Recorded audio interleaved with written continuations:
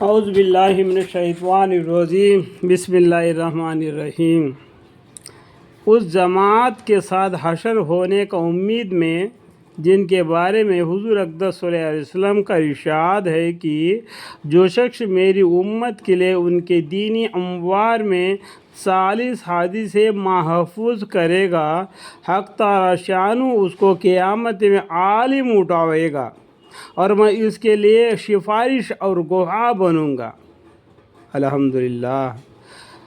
القمی رحمۃ اللہ علیہ کہتے کہ محفوظ کرنا شے کا منضبط کرنے اور ضائع ہونے سے حفاظت کا نام ہے، چاہے یہ بغیر لکھے برزبان یاد کر لے اور لکھ کر محفوظ کر لے، اگر سے یاد نہ ہو پس اگر کوئی شخص کتابیں لکھ کر دوسروں تک پہنچا دے وہ بھی حدیث کی بشارت میں داخل ہوگا۔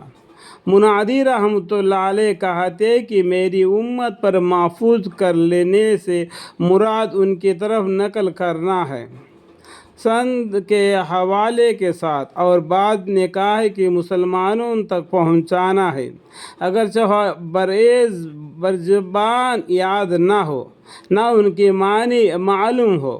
اسی طرح 40 حدیثیں بھی عام ہے، یعنی اس حدیث کا معنی پیچھے اس کا گزارا ہوا مطلب کیا ہے یہ نہیں جانتے ہوئے بھی حدیث کو معلوم کر لینا پڑھنا ضروری ہے۔ یا جیسے کہ ہم قرآن کریم کا ایک آیت پڑھتے ہیں، اس کا وہ آیت کے پیچھے دبی ہوئی معنی بہت ہو جاتا ہے، لیکن وہ دبی ہوئی معنی کو معلوم کرنے کے لیے استادوں کے پاس جانا پڑتا ہے، مدرسوں میں پڑھنا پڑتا ہے۔ تو ابھی ہم اس کو معنی کو نہیں جانتے، تب بھی پھر بھی 40 حدیثیں عام طور پر معنی نہ معلوم ہو پھر بھی عام ہے کہ سب صحیح ہو، یہ حسن و معمولی درجہ کے ضعیف جن پر فضائل میں عمل جائز ہو۔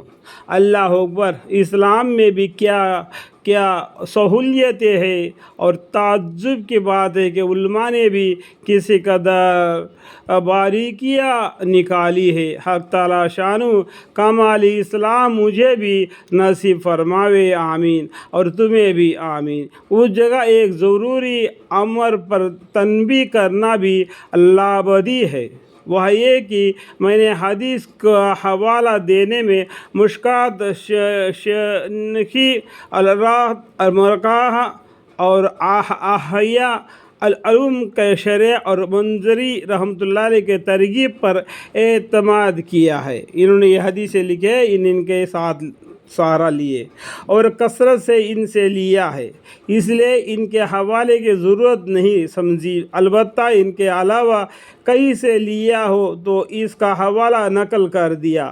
نیز قادری کے لیے تلاوت کے وقت اس کے آداب کا رعایت بھی ضروری ہے۔ دیکھو، اگر ہم حق بات کو بالکل صحیح ہے، حسن ہے یا ضعیف ہے، تو یہ ہم کو کیا ہے نا، اتنا علم تک ہمیں پہنچنے کی ضرورت نہیں، کیونکہ اتنا علم تک ہر مسلمان نہیں پہنچ سکتا ہے۔ کہنے کے مطلب ہے ہم کو کیا ہے، قرآن کریم کو پڑھ لیا، اس کے بعد میں بخاری شریف کو پڑھ لیا تو بہتر ہے۔ تو قرآن کے بعد پڑھنے والی کتاب بخاری شریف ہے۔ اللہ تعالیٰ ہمیں اور آپ کو ان باتوں کو سمجھنے کی توفیق عطا فرمائے، آمین۔